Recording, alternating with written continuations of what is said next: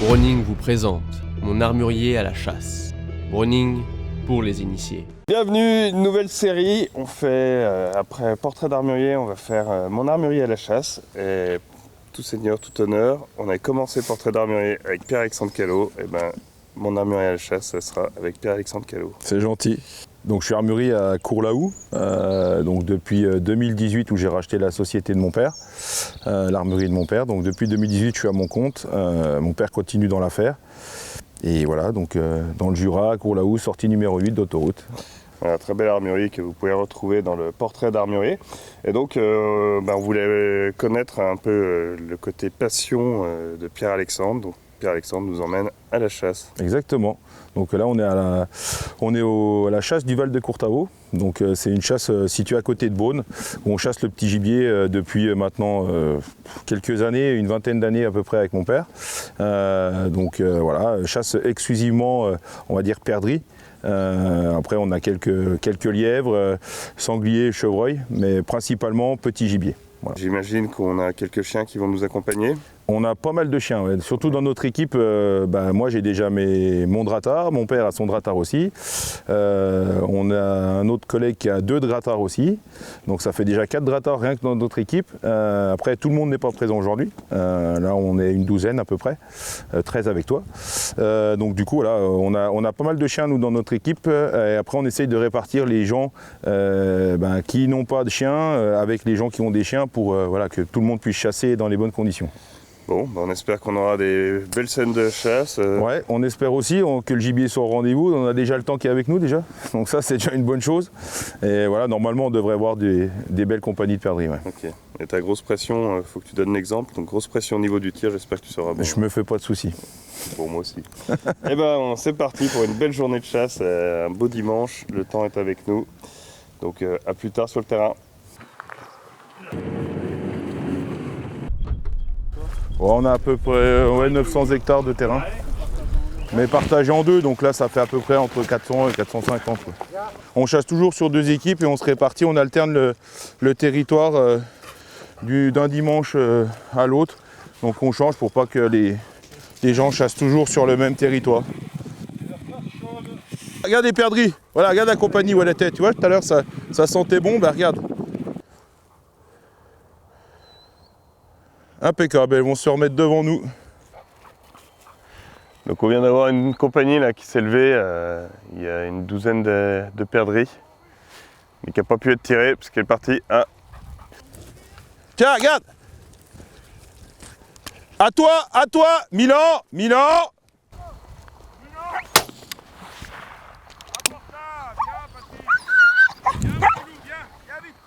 Ah si, c'est bien. C'est bien, Loulou. Donc ça, c'est la première de la journée, faite par Patrick. On va aller lui remettre. Félicitations, première perdrix sur notre territoire. Merci Pierre-Alexandre. Joli coup de fusil, bien annoncé en même temps. Oui. Bon allez, de toute façon, il y en a, ouais. La grosse compagnie, tiens, regarde-toi, ça vole partout là. Vous avez vu la perdrix qui est bien partie, j'ai tiré et qui a été rapportée par le chien de Pierre-Alexandre. Donc un drattard qui rapporte bien. On essaye toujours de s'aligner au maximum pour que tout le monde puisse tirer si ça part devant, puis c'est ce qui s'est passé. Moi je la tire pas, j'ai le chien qui est derrière parce qu'il l'a vu, donc il a essayé de l'attraper, et puis du coup après Patrick la tire. Mais si t'es pas aligné, tu peux pas faire ça. Et au niveau sécurité, c'est quand même mieux. Là ce qu'on a vu, c'est les chiens, ils ont pris l'odeur, il y a un cône d'odeur des perdreaux. Et il y a un chien d'abord qui se met à l'arrêt, enfin il y a 2 chiens qui se sont mis à l'arrêt puisqu'ils ont dû sentir en même temps. Il y a le 3e qui était loin, qui a vu les autres chiens, donc l'attitude de l'arrêt. Le chien a patronné et a coulé jusque eux. Et ils ont refermé jusqu'à arriver sur la perdrix qui s'est envolée. Donc ils bloquent le gibier et après ils le poussent pour s'envoler. Et le chasseur a eu le temps d'arriver et elle a pu le tirer. Donc c'est vraiment du bon travail de chien. Depuis 6 heures, il sait qu'on va à la chasse. Hein. Tu l'entends, il il couine, il mie, il est là, il est tout énervé, il veut pas rater le départ. Il va les chercher, mais il me les rapporte pas encore tout le temps. Là, il nous les a rapprochés, mais toi, il les pose devant nous. Normalement, il est censé la rapporter, tu l'appelles et il te le donne. Mais bon, il est jeune, c'est pareil. Perdu des plumes. Oh, c'est des plumets ça. Je viens de tirer un perdreau devant moi, il a perdu des plumes, il s'est reposé, il va certainement être retrouvé par les chiens puisqu'il est blessé. Hein. Il a perdu une touffe de plumes sur le moment et après j'ai vu pendant son vol, il a reperdu des plumes. Il est posé là-bas, je pense que les chiens vont le trouver. Cherche par là. Là. Là on a un arrêt, c'est possible que ce soit sur celle que j'ai tirée qui est morte. Et regarde, le mien il patronne maintenant systématiquement. Ouais, c'est magnifique. Allez François, je te mets pas la pression. Hein. Viens Laika. C'est lui. Ouais, mais c'est celui que Patrick tire tout à l'heure. Voilà, allez. Elle était blessée, c'est bien. Les chiens ont fait Attrapé leur au boulot. vol. Attrapé au vol par le chien. Non mais c'est bien, voilà, on l'a retrouvé, c'est bien. Là les chiens ils l'ont retrouvé. Si t'as pas les chiens, tu la retrouves pas, tu la laisses sur territoire. Et nous le but c'est pas ça. C'est de pouvoir prélever le gibier et pouvoir le retrouver à chaque fois. Alors des fois c'est pas toujours évident, mais on essaye au maximum de rechercher. Et si t'as pas les chiens, ben tu peux pas le faire. Donc le chien c'est le meilleur ami du chasseur. Ah mon loulou. Mais celui-là on l'appelle le bois du sanglier. Alors il peut avoir des sangliers aussi. J'espère que tu as pris des balles. Là on cherche un lièvre que j'ai élevé plusieurs fois et on n'était pas bien placé et à chaque fois il s'est défilé. C'est assez malin. Et donc là on essaye de le piéger mais.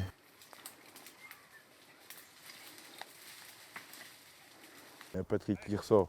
Ça fait peut-être entre 15 et 20 ans maintenant. Parce que j'ai commencé à venir, je dois avoir 16-17 ans, donc j'en ai 36, donc ouais, ça doit être à peu près ça. Et le fait de s'expatrier un petit peu de nos régions, ça rapporte un petit peu de la clientèle, forcément. Donc là, ce matin, les gars qui chassent avec nous nous ont demandé des cartouches, des balles. Quand ils viennent, ils ont des réparations, maintenant on récupère les fusils, on leur rend la semaine d'après. Voilà, ça permet justement de gagner un peu en clientèle et d'élargir. 1 heure de route, maintenant les gens sont capables de le faire, quoi. Donc effectivement c'est bénéfique aussi pour nous. C'est sympa, parce que les gens sont sympas, il y a une bonne ambiance, c'est pour ça qu'on reste ici. Mais après aussi ça rapporte effectivement de la clientèle. T'as rien trouvé? J'ai pas trouvé son lièvre. Ah ben voilà. Bon ben voilà. Il était pas là, il nous a encore berné. Ah voilà, tiens regarde, 2 là. Ah, t'es un peu présomptueux, Pat. Oh, il y a quelque chose là. Hein. Elle a piété.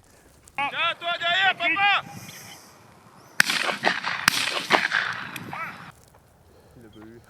Tiens, tu vois, elles ont piété.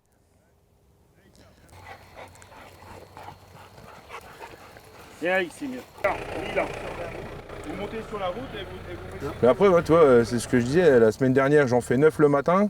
J'étais sous la goulotte, voilà, tout allait bien. Et là, ce matin, j'ai pas tiré une cartouche. Mais par contre, ouais, moi je suis content. T'as pas tiré de cartouche? Ah non, pas une seule. J'ai mis 2 cartouches depuis le début. Mais toi, t'as tiré C'est pas la parce première. que t'as intimidé par la caméra? Ça doit être ça, ouais. Oui. Ouais, ça me fait peur. Bon, en tout cas, on a un beau temps. Ouais. C'est une belle matinée. Les chiens travaillent bien. On a un super temps, les chiens marchent super bien, on voit du gibier.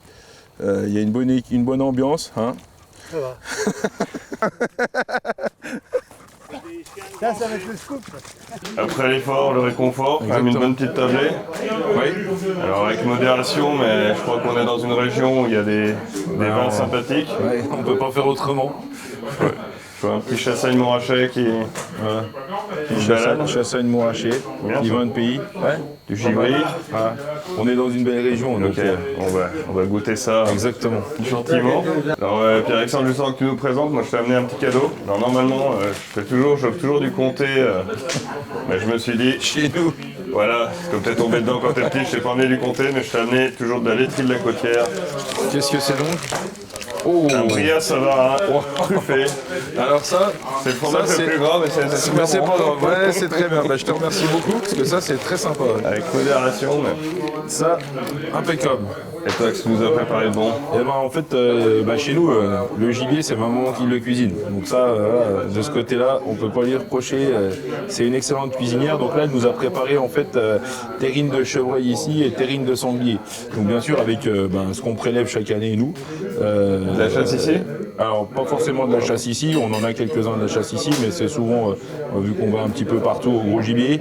Voilà, donc c'est du produit, on va dire semi-local. Mais voilà, donc il n'y aura pas de perdrix aujourd'hui à table parce qu'on n'a pas eu le temps de les cuisiner entre ce qu'on va faire ce matin, ce qu'on a fait ce matin et puis la midi. Mais par contre, voilà, terrine de chevreuil, terrine de sanglier et puis après une petite mousse au chocolat pour le dessert. Oh, c'est parfait. Voilà. Eh ben, bon appétit. Eh ben, bon appétit.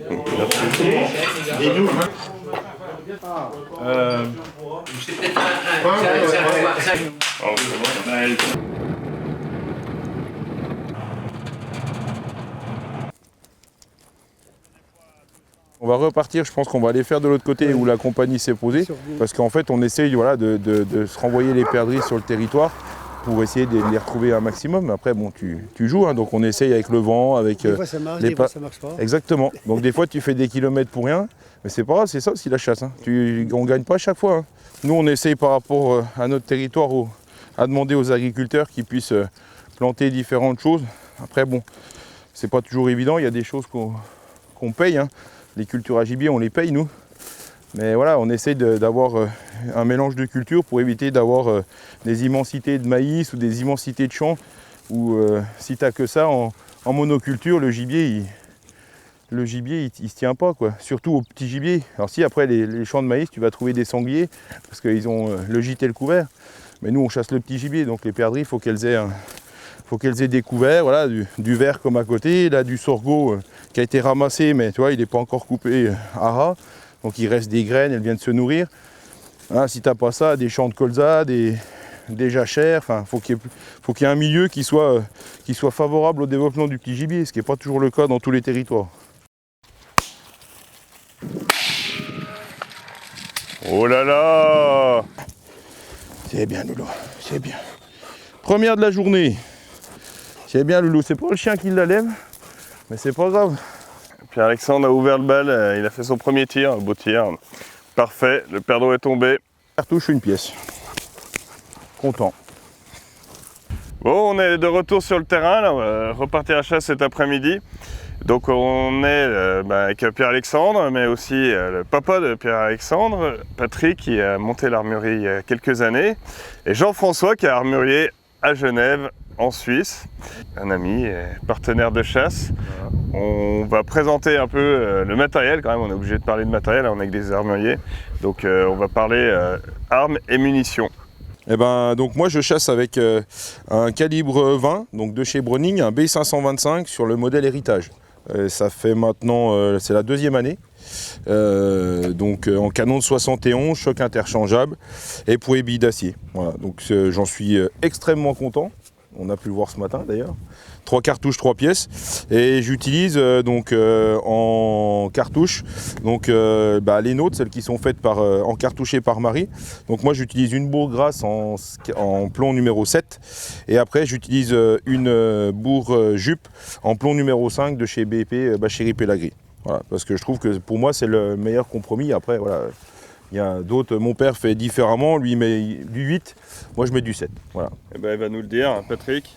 Voilà, moi pareillement, je chasse au calibre 20, équipé d'un B725 grade 5, où j'en suis, ça fait 10 ans que je chasse au calibre 20, j'en suis entièrement satisfait.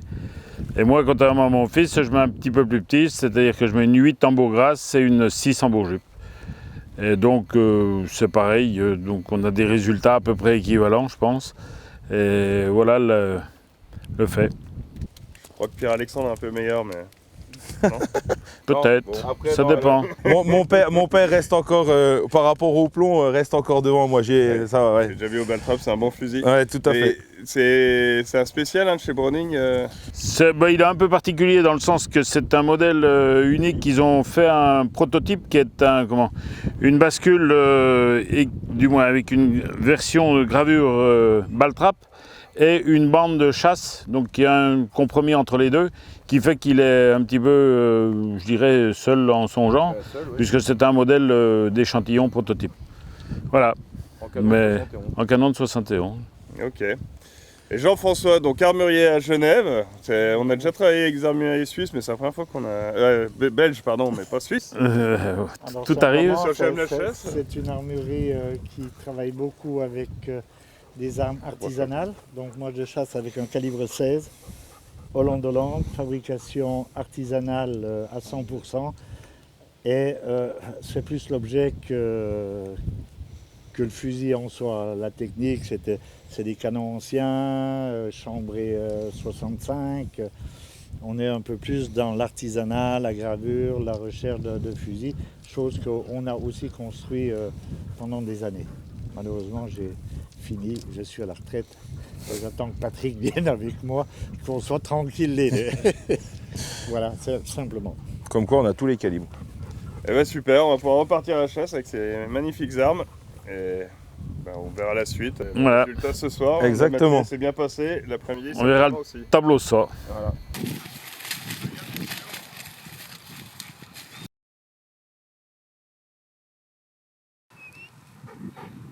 T'entends, ça rappelle derrière.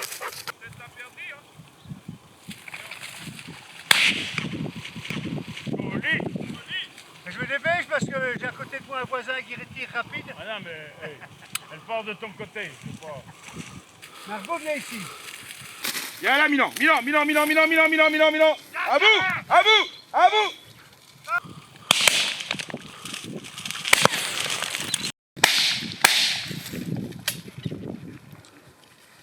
Bon, Pierre-Alexandre, il me semble que t'as pas mal loupé là. Non, j'en ai fait une, toi. Il y en a une qui a le chien, une pièce, une cartouche, encore une dans le carnier, voilà, une belle petite paire de grises. Et puis là, tu vois, c'est là aussi l'avantage d'être plusieurs en équipe parce qu'on en relève 3. Une qui part que je tire, que mon père voit tomber plus loin. Donc là, s'il n'y a pas les chiens, c'est là on la retrouve pas. Et puis une qui part là-bas aussi, qui est touchée et que le copain va essayer de relever pour essayer de la retrouver parce que pareil, on l'a vu toucher. Donc bien, on a vu des oiseaux encore.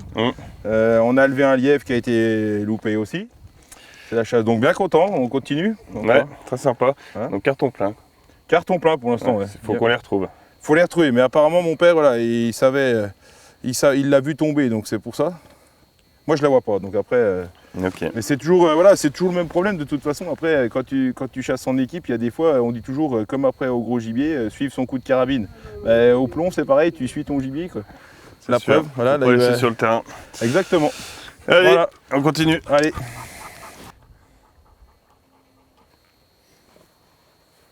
L'autonomiste. Tu vois ?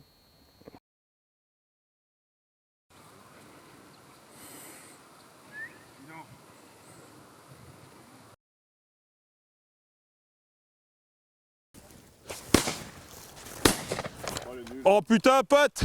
Milan! Oh non! La prochaine fois, je te fais honneur, mon loulou.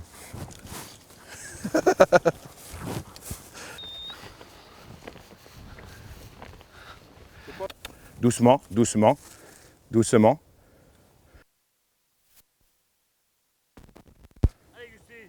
Allez, Milan. Allez, Milan.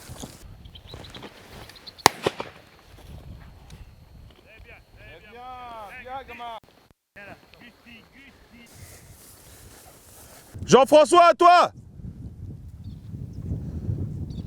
Bouge pas, bouge pas, bouge pas.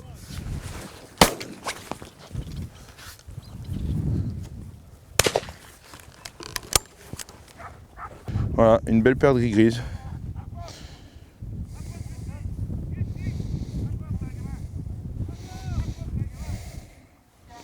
Bel animal. La compagnie que j'ai le long de la haie, elle est 80 mètres devant. Ah oui?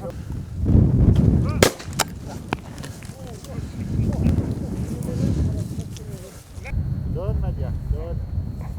Pas la perdre. Viens de l'eau. Tiens, viens là. Eh ben, on vient de finir cette super journée. La pluie commence à tomber. Nickel. T'as Encore de la chance avec les- je t'avais prévenu, hein. On a bien géré la situation. On est bon, on est bon. Bon, super journée. Ouais. Très bonne journée, beaucoup de gibier, de beaux arrêts, beau travail des chiens, des jolis tirs, des loupés. Hein Aïe. Ah, le dernier il était beau quand même. Ah, je t'ai fait sans faute et là, un gros loupé. Hein. La pression, le relâchement de fin de journée. Voilà, c'est terrible ça. C'est tout moi. Enfin bon, on a vu beaucoup de perdrix, on a vu des lièvres, côté loupé aussi. Aussi, Pas ouais. encore moi, celui-là. Non, pas encore moi non plus. Non. Qu'est-ce qu'on a vu? On a vu énormément de pigeons. Ouais, des grosses bandes de pigeons. Donc, Grosse migration. le passage, ouais, là, a dû se faire aujourd'hui. Les clients qui attendaient le pigeon, je pense que là, avec le temps, ils ont dû se régaler. Du Jura, ça tirait du pigeon. Ouais, je pense. Voilà, bon, super journée. L'idée, hein, c'est de présenter l'armurier côté chasse, côté passion. Je pense qu'on l'a bien fait. J'espère en tout cas. Ouais, c'était vraiment sympa. C'est aussi un angle intéressant. Les armuriers, il y a vraiment des gens très bien dedans. Je commence à en connaître un certain nombre. Et Pierre-Alexandre en fait partie. C'était plutôt sympa. On était toujours bien accueillis. Hein. C'est quand même ça la chasse, c'est d'être se déplacer, d'être accueilli par des gens qui ne vous connaissent pas et qui vous accueillent les bras ouverts. Ouais. Tant au niveau de la journée de chasse qu'au repas du midi et à la petite collation du soir. Ça fait partie, hein, c'est un tout. Hein. C'est pour ça qu'on vient, on vient le dimanche et passer des journées, c'est à cause de ça aussi. Hein. C'est un ensemble. Voilà. J'espère que tu as passé un très bon moment Ah bah j'ai adoré. et que tu reviendras quand tu veux. Ouais, je pense qu'il y a des belles images, et puis notamment les plus belles images, c'est le travail des chiens. Ouais. Vous avez des super chiens. Ça, c'est le principal et c'est ce qu'on aime aussi. Hein. C'est pour ça qu'on va à la chasse, c'est pour le travail des chiens. Les amateurs apprécieront. Voilà. Donc voilà, c'était notre série à la chasse avec mon armurier. Vous nous retrouvez sur nos réseaux J'aime la chasse, sur Facebook, YouTube, Instagram, Twitter. Notre émission le dimanche soir à 21h. Suivez-nous, encouragez-nous. On est là pour la défense de la chasse et de la ruralité. À bientôt les amis. À bientôt, merci. Merci Pierre-Alexandre. Merci à toi Patrick. Et merci pour la casquette. De rien.